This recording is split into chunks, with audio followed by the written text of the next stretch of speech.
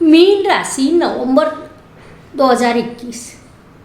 भाग्य और कर्म है कम, फिर भी लाभ में है दम। स्वयं को पहचान कर लक्ष्य को निर्धारित करना चाहिए।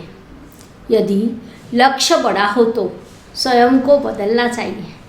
अपनी क्षमताओं को पूरी तरह से बिना पहचाने मनुष्य सही काम नहीं कर सकता।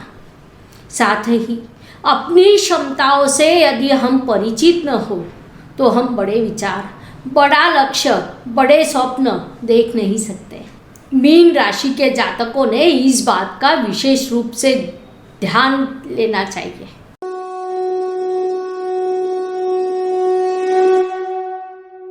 नमस्कार, मैं एस्ट्रो गुरुमा डॉक्टर ज्योति जोशी आप सभी ज्योतिष प्रेमियों एवं अध्ययनकर्ताओं का हार्दिक स्वागत करती हूँ। हम नवंबर 2021 महीने के राशिफल को समझ रहे हैं। आज हम राशि चक्र की अंतिम राशि अर्थात मीन राशि के जातकों के लिए नवंबर महीना कैसा रहेगा, इस पर विस्तार से चर्चा करेंगे।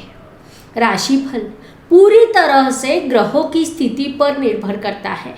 तो आइए पहले मीन राशि के लिए इस माह की ग्रह स्थिति को समझते हैं। उस ग्रह स्थिति के अनुसार विभिन्न दृष्टिकोण से यह महीना मीन राशि के जातकों के लिए कैसा रहेगा। नवंबर महीने में मीन राशि के लिए ग्रह स्थिति का विचार करें तो आपके राशि स्वामी एवं कर्मेश गुरु महाराज लाभ स्थान में विराजमान है। द्वितीयेश एवं भाग्येश मंगल ग्रह अष्टम स्थान में विराजमान है। तृतीयेश एवं अष्टमेश शुक्र ग्रह कर्म स्थान में विराजमान है। चतुर्थेश एवं सप्तमेश बुध ग्रह महीने की 1 तारीख को सप्तम स्थान से यात्रा कर रहा है। उसके बाद 2 नवंबर को वह अष्टम स्थान में और 20 नवंबर को आपके भाग्य स्थान में प्रवेश करेगा। पंचमेश चंद्रमा महीने के पहले दिन सिंह राशि से यात्रा कर रहा है। उसके बाद हर 2-2.5 दिन में राशि परिवर्तन कर भ्रमण करेगा। षष्ठेश रवि महाराज आपके अष्टम स्थान से यात्रा कर रहे हैं। 16 नवंबर को वे आपके भाग्य स्थान में प्रवेश करेंगे। लाभेश और व्ययेश शनि महाराज लाभ स्थान में विराजमान है। पूरा महीना वही रहेंगे। राहु ग्रह वृषभ राशि अर्थात आपके तृतीय स्थान में विराजमान है, तो केतु ग्रह वृश्चिक राशि अर्थात आपके भाग्य स्थान में विराजमान है। तृतीय स्थान राहु को अच्छा लगता है। उपचय स्थानों में राहु ग्रह शुभ फल प्रदान करता है, इसलिए उसके शुभ फल मीन जातकों को प्राप्त होंगे। लेकिन भाग्य स्थान का केतु भाग्य में बाधाएं उत्पन्न करेगा। कुल मिलाकर मीन राशि के लिए ग्रह स्थिति कुछ इस प्रकार है। Please like, share and subscribe the channel और हाँ, बेल आइकॉन दबाना ना भूलें। धन्यवाद। व्यक्तित्व की दृष्टि से विचार करें तो राशि स्वामी की स्थिति अत्यंत महत्वपूर्ण होती है। आपके राशि स्वामी को गत 2-3 सालों से लगातार अशुभ गोचर शुरू है। जब गुरु महाराज धन राशि अर्थात उनके स्वराशि में विराजमान थे, तब वहाँ उनके साथ केतु विराजमान था। फलस्वरूप उनसे आपको शुभ फल प्राप्त नहीं हुए। उसके बाद गुरु महाराज ने मकर राशि में प्रवेश किया। वह उनकी नीच राशि है, जिसके कारण यहाँ से भी उनके शुभ फल आपको प्राप्त नहीं हुए। अब 20 नवंबर को वे राशि परिवर्तन कर कुंभ राशि में प्रवेश करेंगे, अर्थात आपके व्यय स्थान में प्रवेश करेंगे। पुनश्च उनका गोचर अशुभ स्थान से होने के कारण वहाँ से भी वे अधिक शुभ परिणामों की अपेक्षा आप नहीं कर सकते।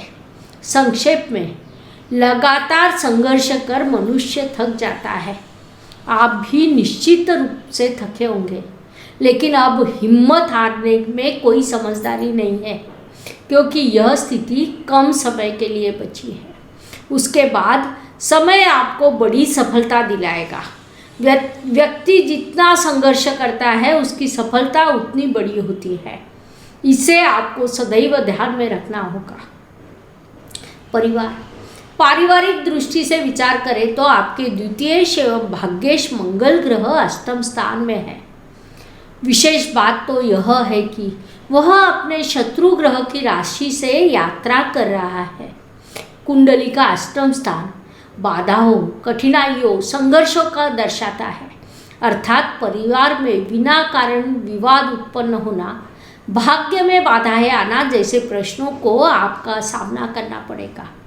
हर बार स्वयं एक कदम पीछे होकर आपको पारिवारिक एकता बनाए रखने का प्रयास करना है। यह आपका मूल स्वभाव है। आप उसे वैसा ही रखें, वास्तव में उसे और विकसित करें।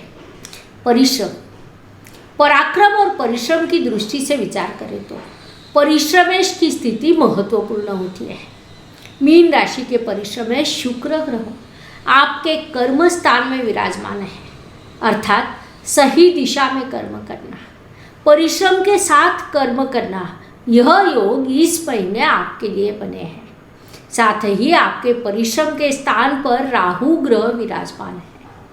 राहु को उपचय स्थान अच्छा लगता है।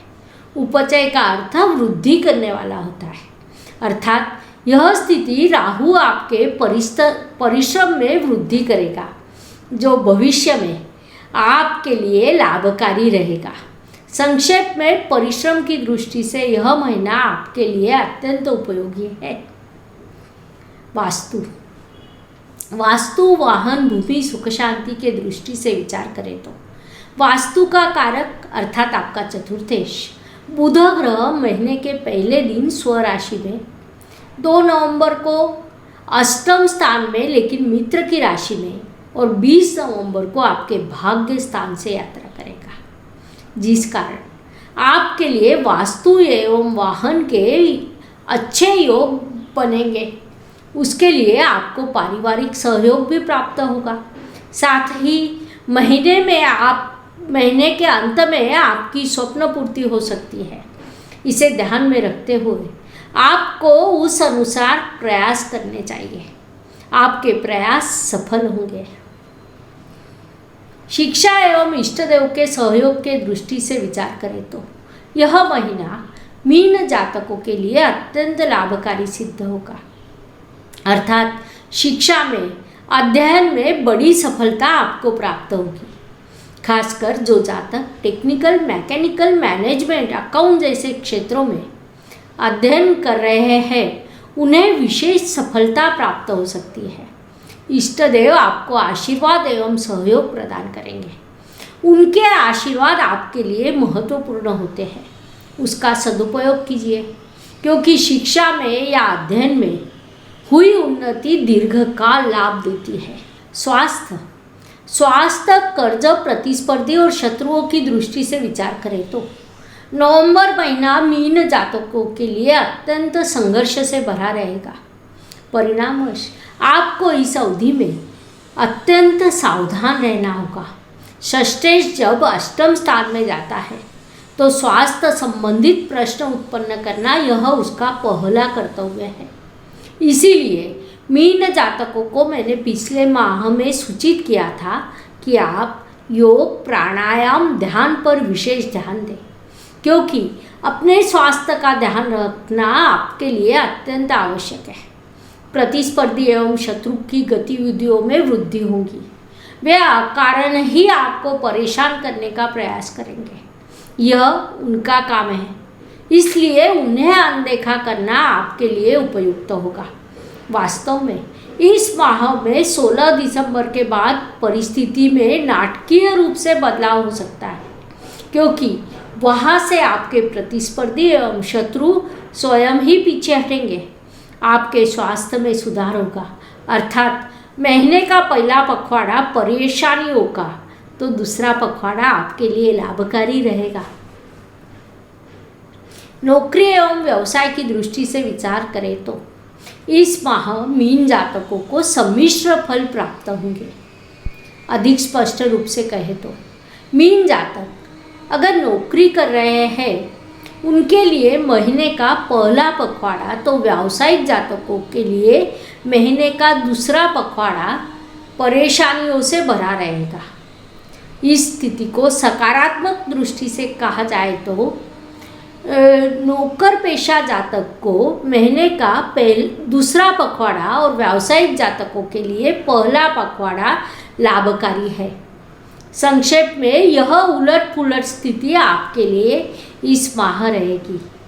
उसे पहले ही ध्यान में लेते हुए आपको इस महीने की योजना बनानी चाहिए। भाग्य की दृष्टि से विचार करें तो भाग्य स्थान पर दृष्टि डालने वाला ग्रह और भाग्य स्थान में उपस्थित ग्रह, इन सभी का विचार करना आवश्यक है।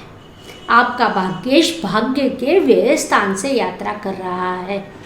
भाग्य स्थान में केतु विराजमान है और उस पर राहु की दृष्टि है। संक्षेप में इस महीने भाग्य द्वारा आपको उचित सहयोग प्राप्त नहीं होगा, इसलिए सफलता प्राप्त करना या असफल होना यह सब आपके कर्म पर निर्भर करेगा। भाग्य का साथ न होते हुए आप महीने के पहले पखवाड़े में धैर्यपूर्वक मार्गक्रमण करें। दूसरे पखवाड़े में आपको भाग्य का सहयोग प्राप्त होगा।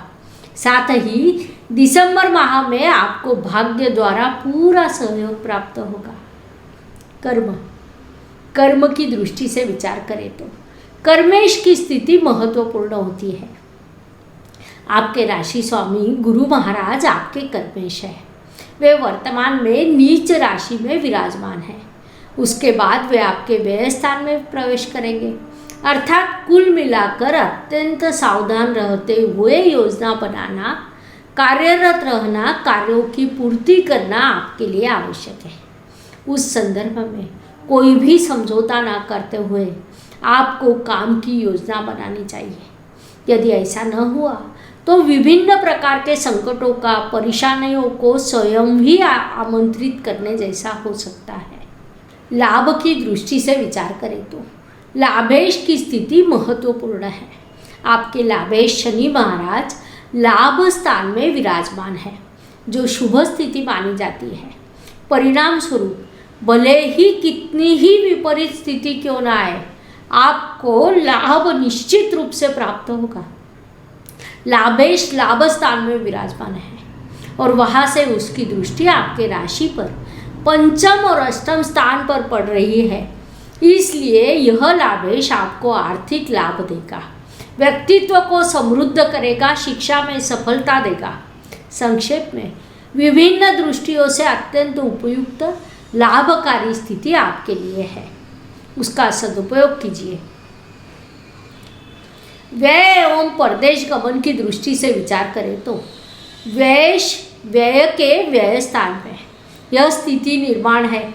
परिणाम स्वरूप प्रत्याशित और अप्रत्याशित खर्चों की सूची आपके सामने लगातार आती रहेगी।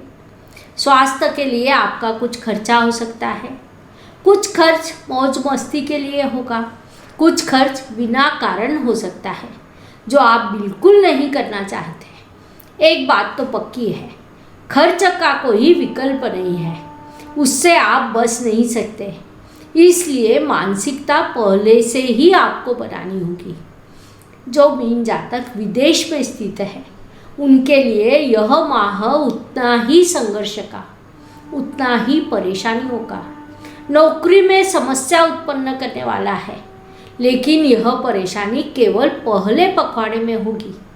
दूसरे पखवाड़े में इसके विपरीत स्थिति बनेगी जो उन्हें सफलता देगी। Please like, share and subscribe the channel और हाँ, बेल आइकॉन दबाना ना भूलें। धन्यवाद। शुभ एवं अशुभ दिन। जीवन सुख दुख उतार चढ़ाव से भरा होता है। कोई भी व्यक्ति संपूर्ण सुखी या संपूर्ण दुखी हो नहीं सकता।